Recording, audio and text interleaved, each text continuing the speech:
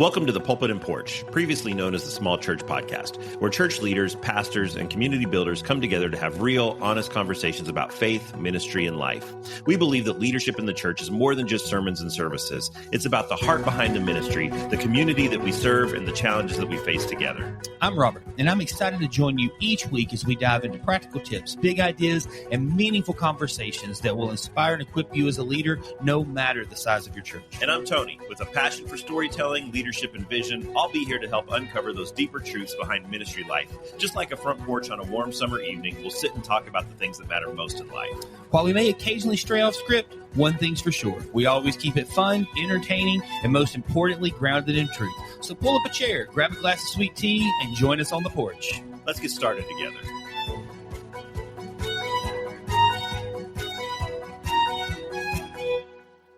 Welcome to the Pulpit Porch. I'm Tony Marr, and I'm here with my good friend, Robert Kell. And Robert, we are kind of foreseeing into the future a little bit right now, because when this episode airs, we will be in the month of November, and that is hard to believe. We're still sitting right now, and it's going to be 74 degrees in the afternoon. And where in my hometown, I'm perfectly used to that. I think you are too, where you grew up. But here, we're not supposed to be in the mid to upper 70s in November. No, early November can sometimes still carry that, but yeah, it's starting to cool down. Although we had some very late November, mid-December vibes in October for about a week, and so it's definitely fun to kind of. I love the weather. I think Melissa.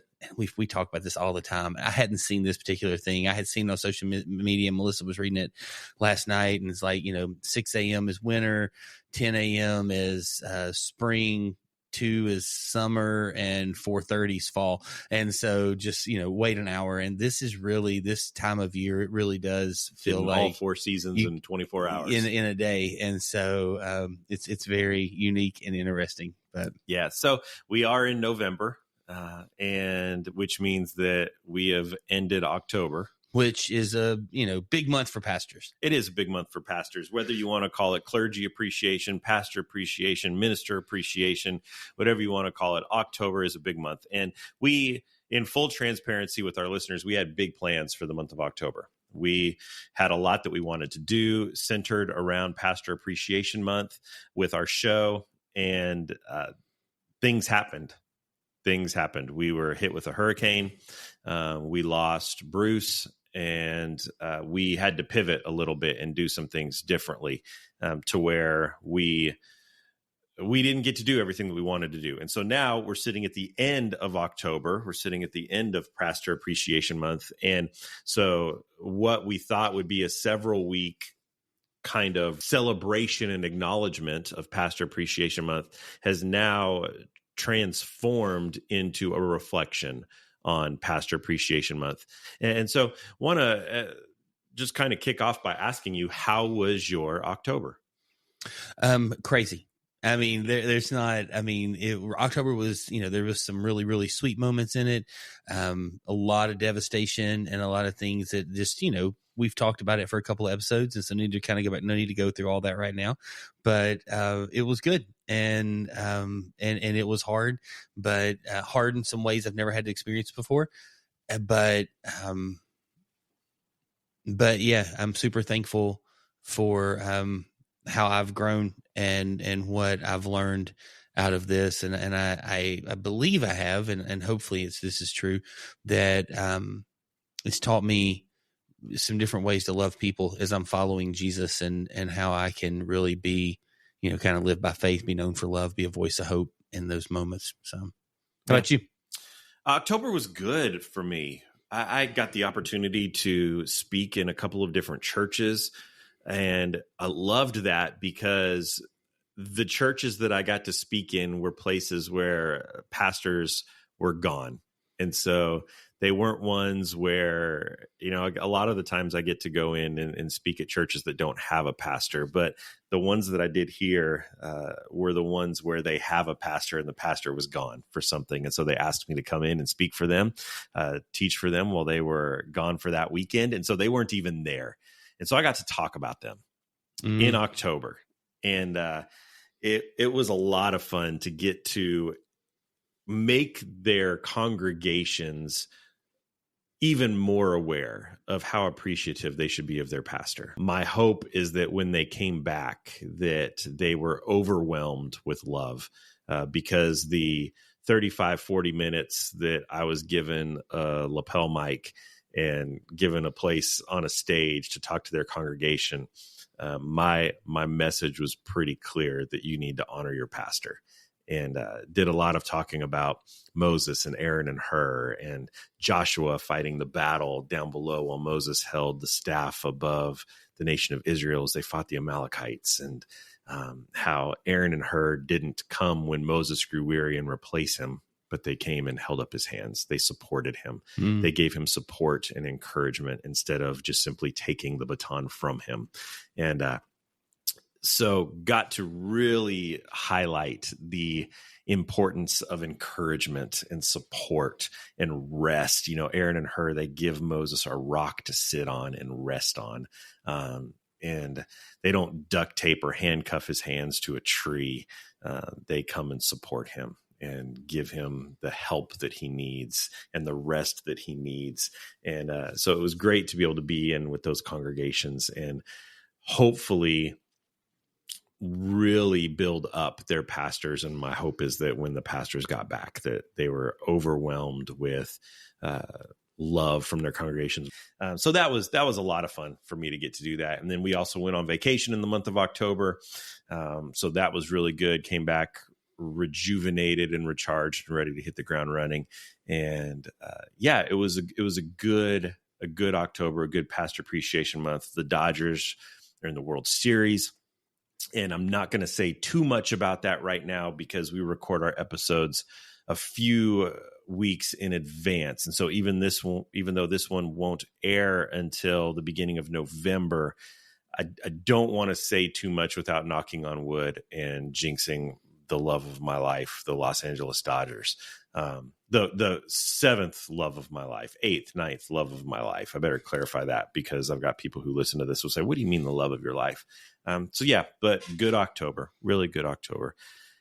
You are something that I am not, that you are a pastor in a church. I am. By the time this airs, that could change. But I mean, right now, I'm there. How I have been doing this for a long time. With higher ministries and sitting down and working with pastors and ministry leaders. And I have been overwhelmed for 15 years at the number of times that I have sat down with guys in coffee shops or restaurants and asked them how October was going for them, and tears have welled up in their eyes. Either they've been overwhelmed by what their church has done for them, or they've been destroyed emotionally because it's now the end of October and no one said anything to them about it. Not to put you on the spot, but how has October been for you? How has Pastor Appreciation Month been for you? Yeah, we typically tend to talk, like you said, the overwhelm, underwhelm. I think for the most part, Pastor Appreciation Month for me is just a whelmed. I mean, it's like I don't ever walk into it expecting anything, and that's not because I don't think people love or care about me. It's just not. It's just I'm just going, man. Is that a defense mechanism? It could be. It could also be that I get so tired of every day having, today's chocolate cake day, tomorrow's coffee day, the next day is this day. I get tired of everything having a day. It's just ridiculous to me. And then I get tired of every month having a month thing and stuff like that. And I don't know what should or shouldn't have a month anymore. And so I don't know. I mean, like, Breast Cancer Awareness Month seems like, hey, my mom fought cancer. I mean, I'm glad to come around some of those things. I mean, some of us doing our job feels weird to me at times. So maybe it is by the way, I'm not saying it's a bad thing. I'm just saying this is just mental for me where I'm at. You ask questions, you get asked questions you don't know answer to, you get answers to questions you might not want. And so I just kind of approach it as, hey, I'm thankful for what I get to do. And there are always a couple of people who are extremely generous and kind. Sometimes that is with words. Sometimes that's with gifts. Sometimes it's things like that. There are some people that, again, being part of a network of churches, we have, a person who's not a pastor who sends out an email to every person in our network and just says, hey, it's Pastor Appreciation Month. And honestly, I don't even read it. I don't read what the email says. I just see that and I literally click delete and move on because I appreciate what he's doing, but I'm not. And occasionally there's always a person or two who will come up and be like, oh, hey, saw that email. You're appreciated. And I'm going, thank you. And I'm sure that was genuine. And so I don't. It's always kind of been this, and this is my first couple years as a lead pastor. When you are a youth pastor, like I spent my entire life mostly as a youth pastor. You often get the shaft. Oh, you're nothing. I mean, you are absolutely nothing in those days most of the time. Maybe, I know for a fact, a couple of churches, pastors are getting vacations and maybe got a car one time and stuff like that. And they're just kind of navigating and journeying through all this stuff. And I don't even know that we got a, $10 gift card to a restaurant. So you just kind of grow up in that mentality. $10 can't even get you a value meal at McDonald's. 20 years ago, I mean, I guess it could have, but I don't know. But yeah, I mean, 20 years ago, maybe it could have done something. But like right now, I mean, yeah, it wouldn't do much at all. I'm thinking about lunch and I'm going, where can I eat cheap? And I'm like, nothing's cheap anymore. So that's just kind of my approach. And I probably should be more grateful to other pastors and people in my life and things like that. I probably should reach out more in that space, but I tend to just a little more business as usual. And I try and be very grateful to the people who reach out in that space. But, we definitely don't talk about it on a Sunday morning and that kind of stuff. So I wouldn't want that. If there were other people doing some of the roles, I would be like, yeah, we're not stepping into that. So somebody handles that through our network. And I think that's super kind of them. And go from there. So I know you don't always love my approach sometimes to vacation and things like that. You're kind of like, Robert, you got to do better. Hey, we get 4 Sundays off a year and I've used one this year and I've got another one coming up and I'll probably have 2 Sundays I won't use. And it's not out of, it's just what it is. And I know you don't love that. I don't love that. You're right. I will use my vacation. But in fairness, I don't use it a lot because I never know what's coming. And, we're so busy with our kids right now. I think in about 1.5 years, our life will change and vacation will look different. But vacation days and things like that, things will be a little more planned out. Right now, I typically just end up taking like 1.5 weeks off at the end of the year and just being at home and around, and I don't really have to go to meetings and things like that. And we work on puzzles over Christmas break and things like that. But anyway, back to Pastor's Appreciation. Yeah, that's kind of been my approach. So come at me. Tell me all the things you disagree with what I said. Oh, I don't agree with anything that you said. You've played a variety of roles over the last 30 years of your life. You've had times where you've been full-time ministry. You've had times where you've been no-time ministry. You've had times where you've been bivocational ministry. You now find yourself, as you said, for the first time in a lead pastor role. You've served as student ministries. You've served in worship and arts. You've done a lot of different things. So you have a different lens than a lot of people to view things through. If somebody's been a senior pastor or a lead pastor their whole life, I could see them having a very different view of this because there's a ton of weight at the top that I haven't had to carry. But I can remember, and I've done a variety of roles as well. You have. I can remember when I was a youth pastor, and I was the student ministries pastor over 6th through 12th grade. And we had a very large student ministry. Within my student ministry, I had a middle school pastor and a creative arts pastor, an administrative assistant, and interns that I was over. And I can remember sitting there thinking at many times as a young, idiotic youth pastor, my job's harder than the lead pastor. I mean, he's got all these staff under him to do everything. All he has to do is write a sermon, and I have to do all of this stuff. I'm managing this and this and this and this and this person and doing this and doing this and doing this and planning trips. He doesn't have to plan trips. He doesn't have to plan mission trips. He doesn't have to plan summer camps and fall retreats. And he doesn't have to go visit people in schools and go to school lunches and ball games and all this. And I can remember thinking, my job is so much harder than what he has to do. And then I can remember when I first stepped into a lead role and saying, oh my goodness, I had it easy back then, and wanting to apologize for nothing that I ever said out loud, but all of the thoughts and feelings that I had. But I think that each role is important. Yes, critically important. And I don't believe that any one role is more valuable or more important than the other. I think in different situations, if you're if you're a small church, which a lot of our listeners are, and you don't have all of those staff positions, then obviously the lead pastor carries a bit more weight. But if you have a staff person, then that staff person is an important part of your team. I think Scripture talks pretty heavily about that we all play different parts, and each part is important to the body, that no one part functions without the other. And so I think that as a lead pastor, it's kind of your responsibility to make sure that the other people on your staff and team are appreciated as well, and that doesn't all fall on you. And I had some lead pastors that did an incredible job of that. And then I had others that really did a horrible job of that.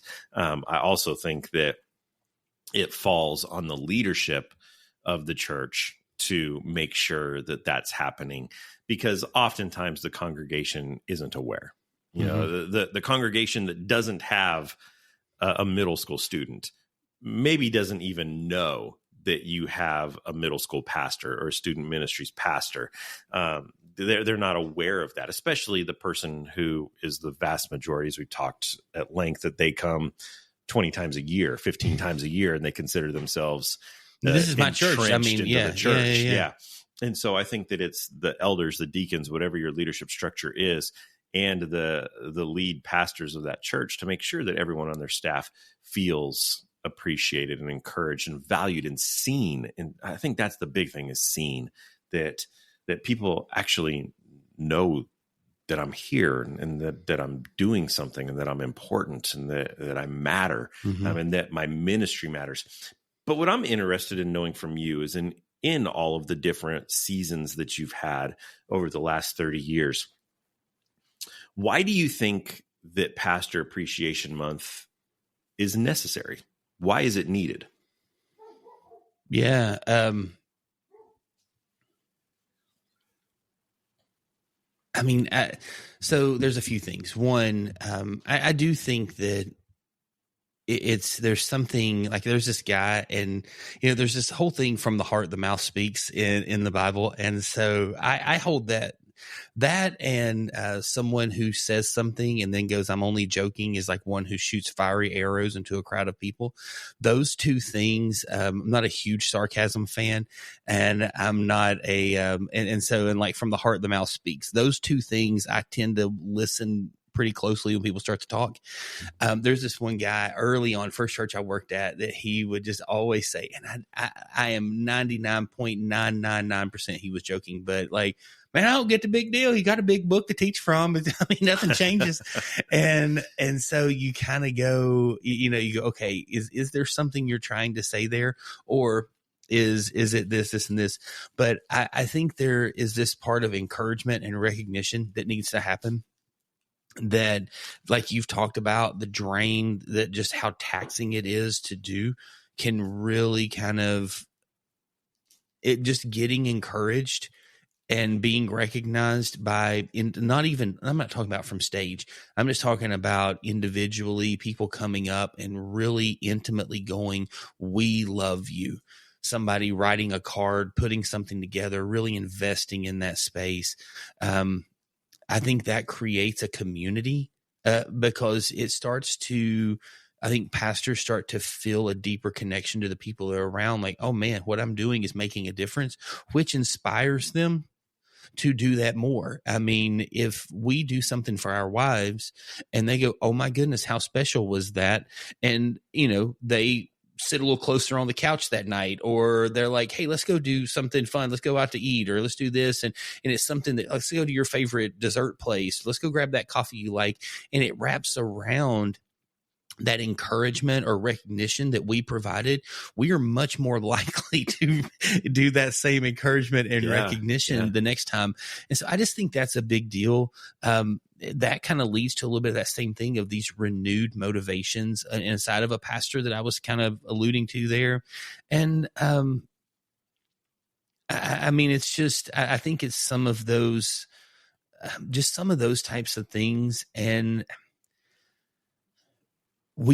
scriptures show continually, and Paul talks a ton about this. The Old Testament references these types of things, like you were just sharing a minute ago, of gratitude for those who are leading us because of the weight they carry.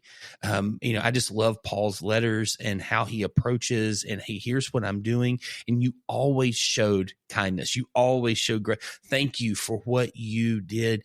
And I know Paul was their pastor kind of on a larger scale, but, they had individual people, and he would many times in those letters, like, I want to say thank you to this person for their leadership and what they're doing.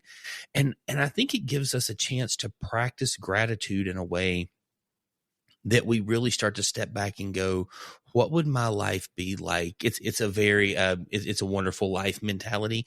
What would my life be like without blank?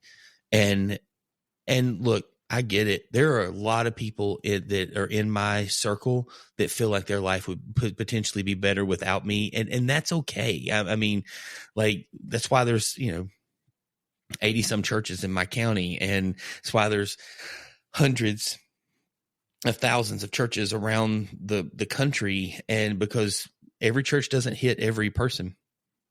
But at the end of the day, I think that when we get a chance, something I have found in my life is in moments where I feel called in a season to a place, whether that's a church, a job, an organization that I'm on a board for, or something like that, the more grateful I am for and towards the people who are involved and for the opportunity to be in that space, the more, I don't love the word happy and content all the time, but the more happy, content, focused, and invested I am into those people and into that organization. And so I think it gives us a chance to kind of grab those things.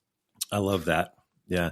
Well, I think the thing that you see a lot is it Pastor Appreciation Month? Is it Clergy Appreciation Month? Is it Minister Appreciation Month? We tend to focus on that first word. But I think that the second word is the one that is really meaningful to me. That word appreciate, that it's not Pastor Praise Month. It's Pastor Appreciation Month. And you don't have to agree with everything that your pastor has done. You don't have to like everything that your pastor has done. Maybe he hasn't made all of the right decisions.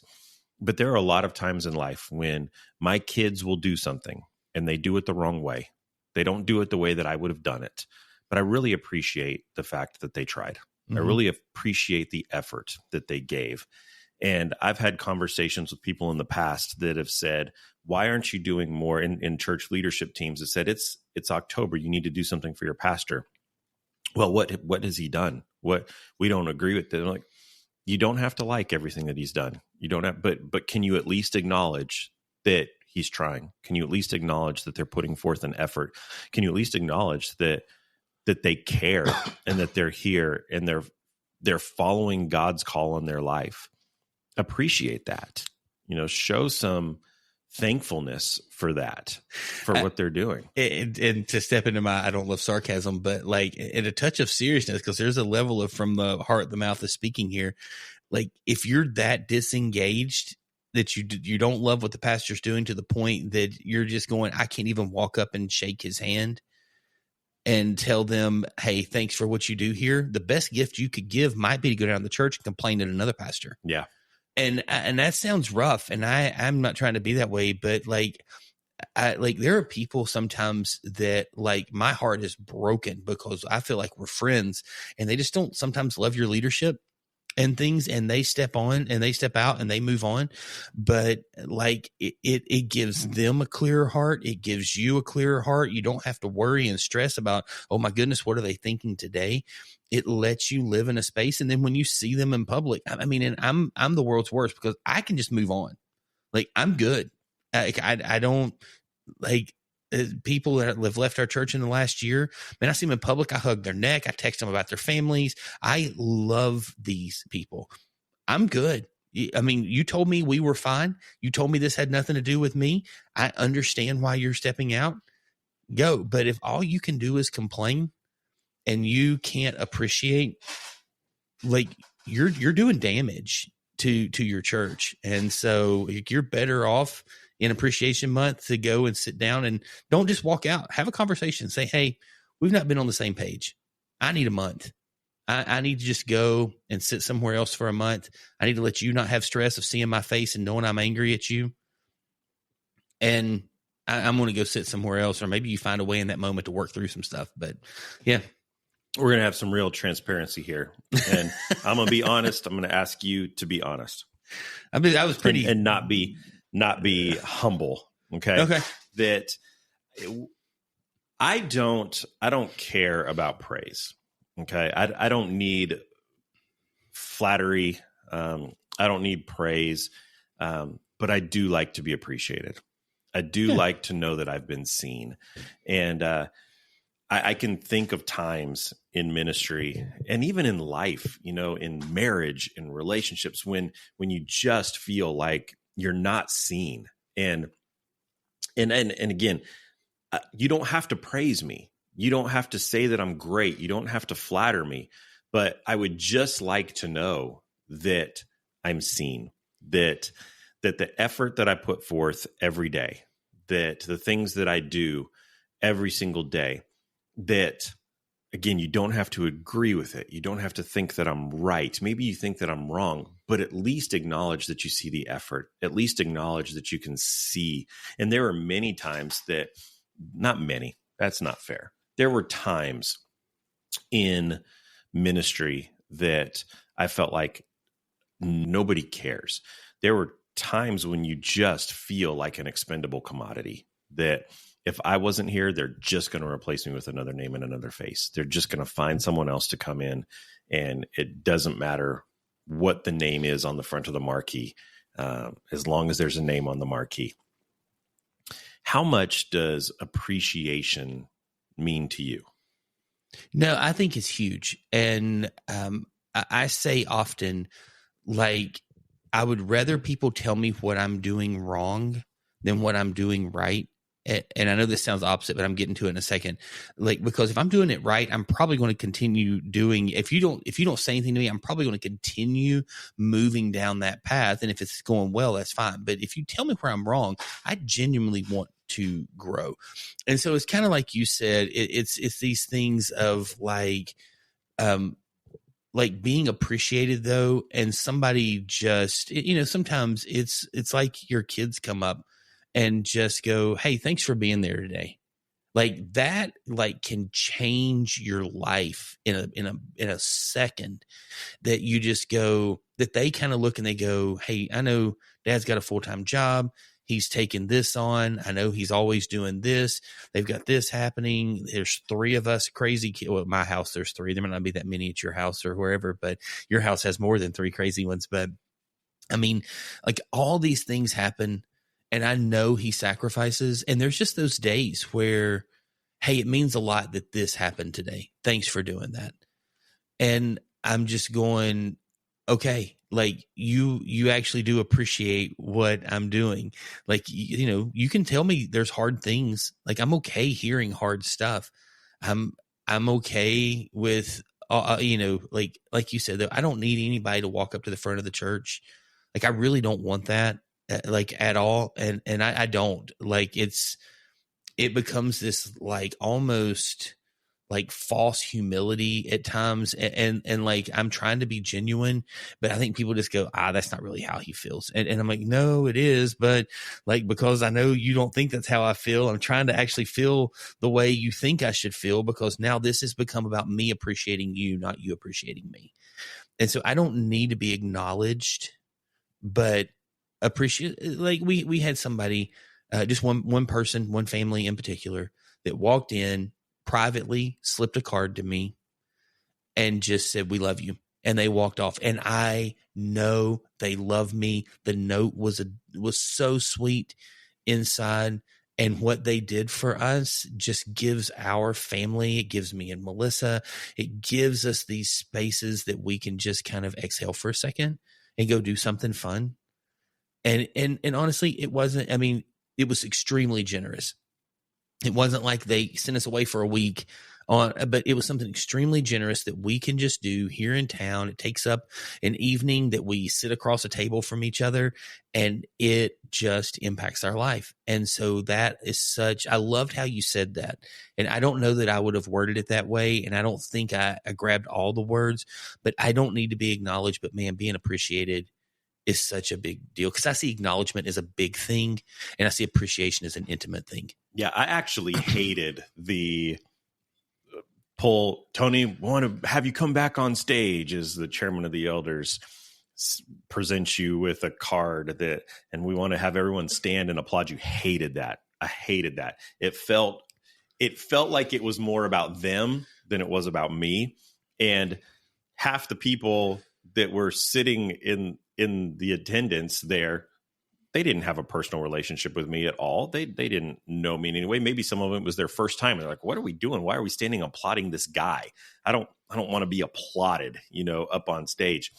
But I did appreciate when someone would get up and say, hey, just letting you know, this is October. Drop a note to all of our staff, and then when someone would come up to you, or you'd get a card in the mail that would just say, we really want you to know how much we appreciate. And you're going, how'd you get my address? Yeah. We're sitting outside watching you. Yeah. We probably talked about this last year when we talked about Pastor Appreciation Month. I worked at churches that did a phenomenal job of showing their appreciation. And then I worked at churches that did a horrible job. And it was interesting to see that the church that did the best was one of the churches that I served at in Las Vegas, that you had the vast majority of the people there did not have lifelong relationships with Jesus.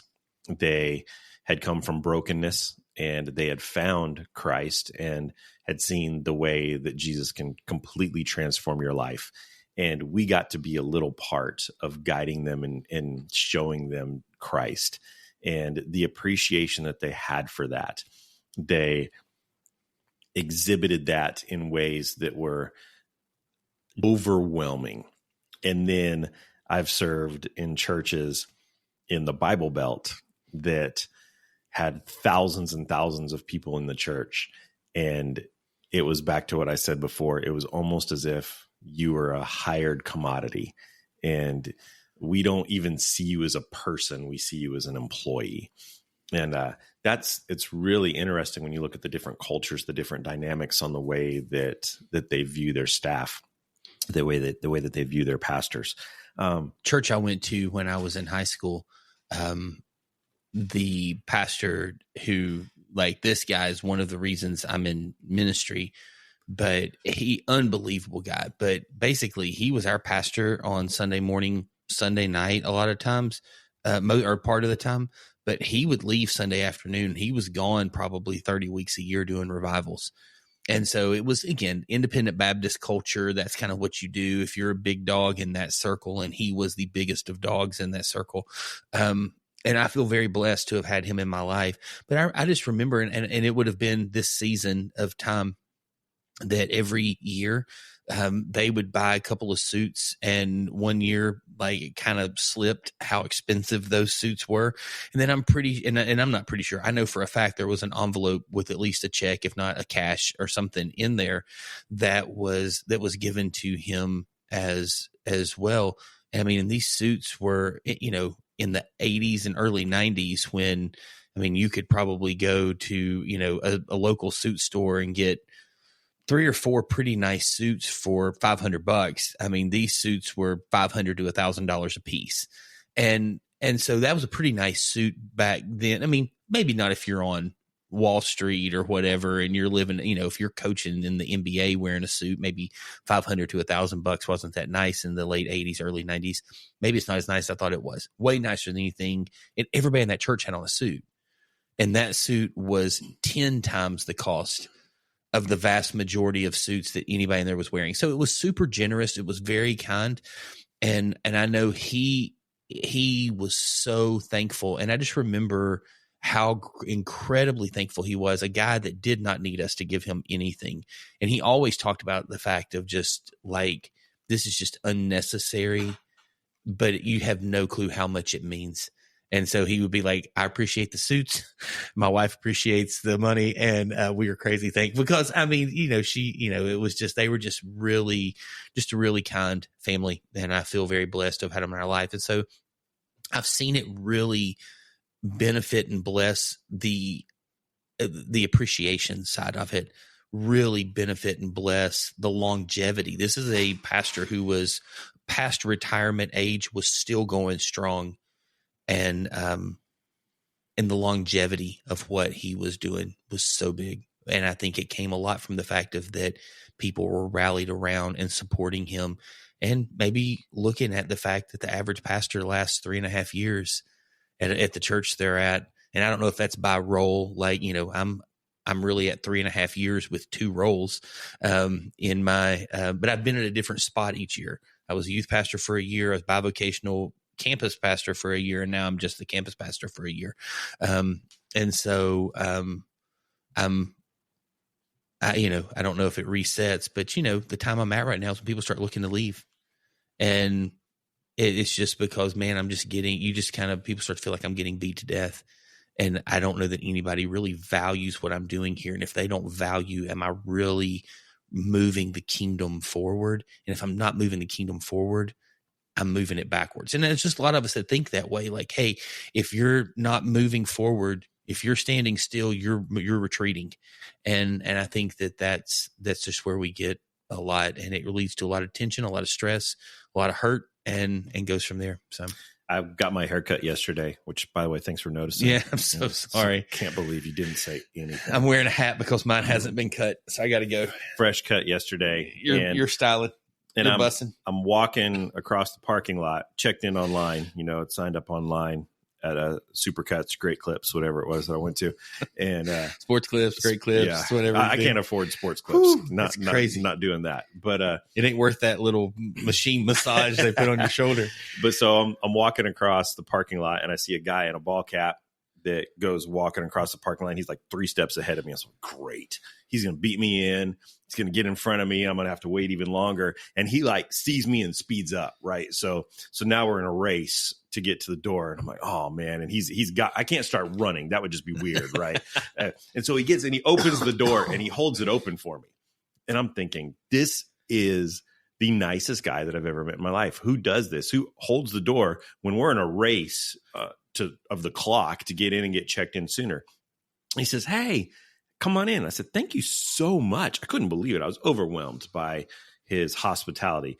And then he says, did you check in online? And I realized, oh, you work here. He didn't have a shirt on or anything. And I said, yeah, I did. And he said, what's your name? Shirtless? No shoes, no shirt, no service. I mean, he's just running around. Oh, he ran the place. So just topless running around in there. And so I tell him my name. He says, all right, sit down. We'll get you in just a minute. So then a girl comes to come and cut my hair, and she takes me to her little cubicle thing. And this guy comes and sits down in the chair right next to our cubicle. He says, so Tony, tell me about yourself. And I find out that he's the general manager, owner, whatever the place. And the entire haircut, he just sat there talking to me. But he said, what do you do? Tell me, what do you do? I said, well, I do coaching and consulting with pastors and churches. And he said, tell me about that. And so I start telling him, and he cuts me off and he says, did you know that the average pastor is only in ministry for less than 5 years and then they're done? And I said, yeah, I knew that. And he said, I can't sleep at night because of that. And so we sat there and we had a 20-minute conversation while my hair's being cut. And he just sat in the chair right next to me, talking about the church and about why do you think that is? And I said, well, I'm actually recording a podcast tomorrow on pastor appreciation. And I think one of the big reasons that we see such a quick turnover is because men and women in ministry feel like no one thinks what they do matters. And he said, what can I do about that? He said, he wasn't a pastor. He's general manager of a Great Clips, owner of a Great Clips. But I love his heart for discipleship. Exactly. I mean, that's literally the series we're in right now at church. And I just keep saying, tell me your story. Guys, that question right there, tell me about yourself. Tell me your story. Everyone wants to talk about themselves. Ask that question and you'll change the world for Jesus. Absolutely. Yep. Genuinely want to hear it. And that's the thing I do. I just love hearing people's stories. But anyway, yeah, he asked. He wanted to know, what can I do? What are some things that I can do free for my haircuts staff? for pastors? Oh, man. It's a good thing. It's a nice thing. I had that for a few years. Yes, I did too. And I got spoiled because the person that was doing that was an absolute boss, and she was unbelievable, and not just mine, but cut our entire family's hair, and it's just this incredible generosity. That's why I'm now going to Great Clips, because I can't afford a good haircut. We've been really fortunate that we've got somebody in our network that cuts our hair and does a great job. I think my boys are starting to get old enough. They have friends that have graduated from barber school and stuff, and they want those bougie haircuts. And I'm going, yeah, I don't need that. And so I love my hair. It's an affordable rate. I would say it's $12.99, and I got a coupon. Yeah, I can't do that cheap, but it's not that cheap. But I can do that cheap. It's not that cheap, but it's not bad. It's been very much in the rate of what I've seen for other things to do, and so it's been good. So yeah, but so this guy asked me, what can I do? What should I be doing to encourage and appreciate my pastor? And so we sat there in Great Clips talking about practical ways that he could, in the last couple of days of October, could encourage his pastor, things that he could do with his pastor. And he was at a smaller Baptist church. They didn't have multiple pastors. And so it wasn't, a thing, multiple things, but we talked about things that he could do. And I just want to ask you, as a pastor, what are the most meaningful things to you that you've had shown done for you?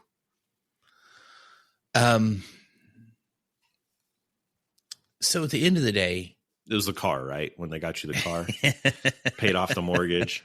Yeah. We had a family one year, that owned a version of an Airbnb type thing. And they gave us a weekend at a space, and that was incredibly thoughtful.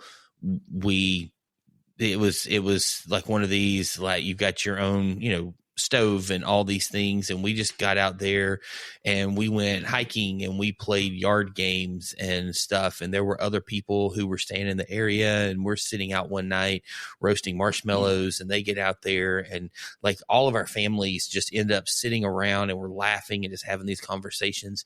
And that was extremely, extremely kind of this beautiful moment. It's always a huge blessing when people do things like gift cards to restaurants or Amazon or things like that, because, like I said, it's like we were laughing a minute ago, do I go to Taco Bell, Little Caesars, where do I get my lunch combo from to try and keep it under $10 today? And in that space and in that moment, when somebody gives you, honestly, we've had people give us $100 to Outback, and we still have to pay $50 or $60 for our family of 5 to eat there. But that's such a blessing in the fact of that we wouldn't get to do that normally. And we laugh and we have a great time and we sit across the table. I just believe in the table so much, and sitting in that space. But probably one of the most thoughtful and kind gifts I've ever gotten is I was in a role, and the children's director had every kid write, do cards, thank you cards to staff members. And I got a stack of cards, and like, I still have them. It was probably the most thoughtful thing that I've had another staff member do, that kind of rallied around and things like that. I mean, we've had people bake us stuff, and people who can bake, not people who can't bake, and they kind of bring you bad stuff. But like, people just do some things like that. There's been so much generosity, but those are 2 or 3 things that that I've really been appreciative for, and that have kind of changed my life. What about you? Goodness. I think for me, it's just the notes. Yeah. I think the notes mean the world to me. I've had some really, really cool gifts. But most of the time, the gift isn't even what matters. It's the words. And I'm sure there's some Gary Chapman love language thing in there, that what really means the most to you. But I think those notes, like you said, I've got notes that are in a file that is called my keep going file. And that when you're having a bad day, you're wondering. It's called the Dory file. Dory file, yeah. That you just pull it out and you read through some of those, and have had some really cool things before. I had one. I would say this with the gift cards. So last night was my wife and I date night. We record on Wednesday morning, so I know a lot. I talk about our date night because it was just the night before, and we were deciding where we wanted to go to dinner.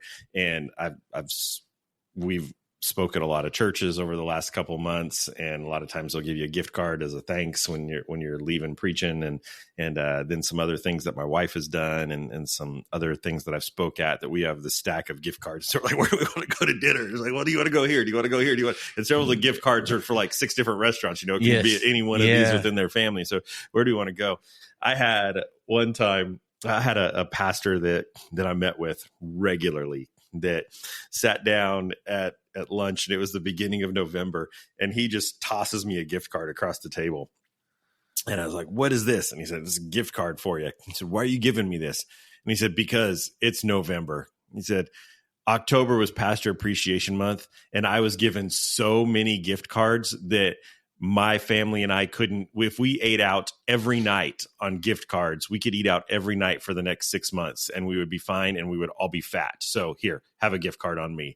And it's like, he was at a very large church. The Oprah of gift cards. You get a gift card. You get a gift card. Several thousand people, but his church was so generous, and crazy. They all loved gift cards. And so he had so many gift cards. He's like, here, just take a couple. Just take a couple here, because we'll be obese if we were to use all these gift cards. And but I think there are, those handwritten letters, those handwritten notes, gift cards, vacations, experiences. We've had people give us, tickets to offer to take us to ball games, UT games, or the race. I was at a church in Bristol and had a guy give me suite passes and infield passes to the Bristol race. And, that was really cool. And it doesn't, I think here's the thing that is this airing in November, that it doesn't have to be in October, that limiting, I think we say this with everything in February and Black History Month, that why should we only talk about Black history in the month of February? Why should October be the only month that we appreciate what our pastors and our church leadership do? I was meeting with a leader in one of the churches that we've done some work with. And this guy had been in the church for 10 years, 15 years. He had been an elder, chairman of the elders in this church. And I was having lunch with him one time, and we were helping them find a new pastor and looking at things that are important. We were doing the things that we always do and talking about the strengths of their church. And he said, the people will tell you that the strengths of this church is that they're so warm. He said, they're warm on the surface. He said, but my family, we've been coming here. We've been actively involved for over a decade. So do you know how many times people have invited us to their house for dinner? I said, how many? He said, 0, not one. There's not one single person in this church that I've been to their house for dinner. I said, how many people have we had into our house for dinner? everyone in this church has been to our house for dinner. He said, but not one person has ever invited us. And I've had that conversation with so many pastors that have said, I've been at my church for 10 years, 15 years, 5 years.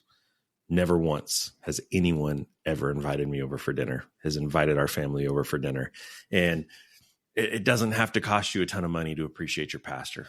It doesn't have to be some big lavish gift, just a simple note card or a simple, hey, why don't you guys come over for dinner? I think would mean the world to them and to their families. And understand their situation. Like, for me right now, yeah, I mean, kind of Monday through Thursday night, Melissa and I could come to your house. My boys probably can't.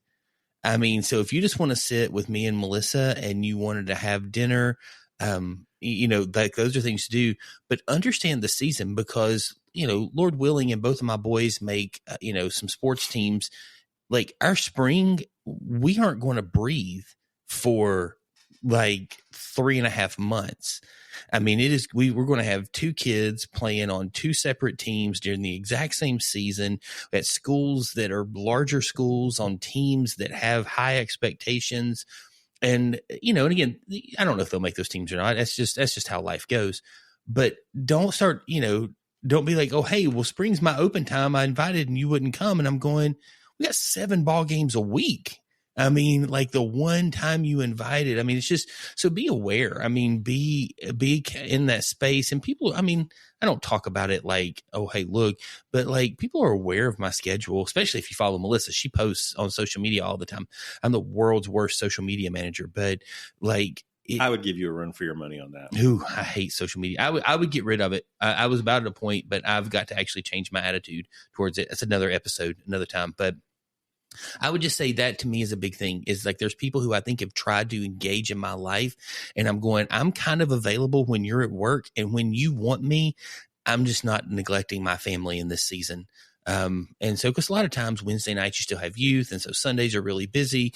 And then you've got Monday, Tuesday, Thursday, Friday. And then, again, Saturdays are days that are just very busy with high school sports anymore. It's not like things just happen Monday through Thursday and you get your weekends off now. I mean, high school sports play 7 days a week a lot of times. So yeah, I'd say be respectful of the person too, and just kind of try and get a temperature of their schedule and what's going on.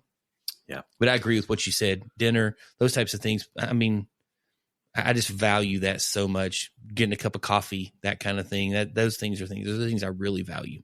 Hey, so we are about out of time. We're coming up on an hour. I know that you have a job that you have to get to. I want to take a moment and thank you for all that you do for not only this show, the time that you put into this, for all of the people out there that listen to this, and that this is a source of encouragement for them. That's because of you and for what you do and the sacrifice that you make and the time that you put into this, the dedication you put into this, but also for me and my family, that you and Melissa, what you mean in our lives, all that you do for us and for the community, you are appreciated more than you could ever know and understand. Your friendship over the last several years has meant the world. The space that you fill in my life is something that doesn't get said enough. And so, as someone that I consider a friend, a comrade, and a pastor, I want to say thank you for all that you do, and you are greatly, greatly appreciated. Thanks. That means a ton. And that is all the time that we have for this edition of the Pulpit and Porch. We do want to thank you for listening and for taking some time on the porch with us today. We hope that you enjoyed this conversation, and that whether you're a pastor serving in a church or you're a leader or an attender who goes to church, that even though it's November, that you will take some time, and maybe you're listening to this in December, January, February, maybe it's next October, that you will take some time to show appreciation to the people in your life who fill that spiritual leadership role in your life. Maybe you're a lead pastor in a church and you have staff people that you need to reach out to and say thank you. We want to invite you to join us in this conversation by dropping us a note at higherministries.com. Like us, subscribe, follow us on Facebook, on Instagram, and all the other social medias that Robert and I do a horrible job of, and we'll see you next week.